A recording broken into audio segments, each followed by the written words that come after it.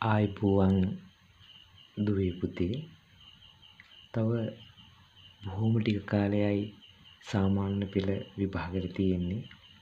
ඒ හින්දා ඔබ දැනටමත් සෞඛ්‍ය ශාරීරික අධ්‍යාපනය විෂය සඳහා මනා සූදානමකින් පසු වෙනවා ඇති.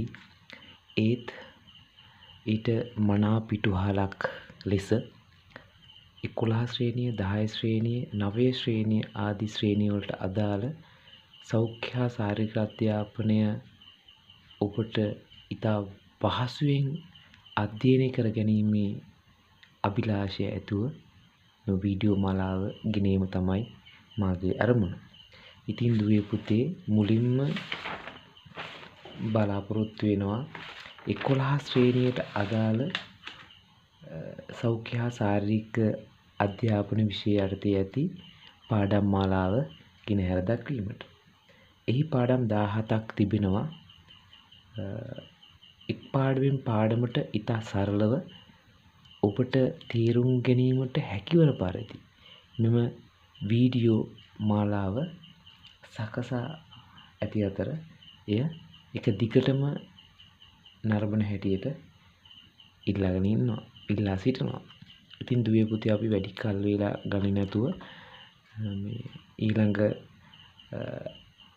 පළවෙනි පාඩමට අපි යමු. පළවෙනි පාඩම තමයි පුතේ දැන් ඔයාලා දැනටමත් දන්නවා සෞඛ්‍යවත් සමාජයක් ගොඩ නගමු කියන මාතෘකාව පළවෙනි පාඩම. ඉතින් පොඩි පන්තිවලදී ඒ කියන්නේ 6න් පස්සේ 10 වසරට යනකම් ඔයාලා සෞඛ්‍ය කියන්නේ මොකක්ද කියන එක. ඒ කියන්නේ අනිවාර්යයෙන්ම ලෝක සෞඛ්‍ය සංවිධානයේ අර්ථ දැක්වීමට අනුව කියන්නේ World Health Organization එක නැත්නම් අපි කියන WHO එකේ අර්ථ දැක්වීම අනුව ඒවා හොඳට දැන් පාඩම් කරගෙන ඉන්නේ කියනවම දන්නවා. ඒවා උගන්වීමට අවශ්‍ය වෙන්නේ නැහැ පුතේ.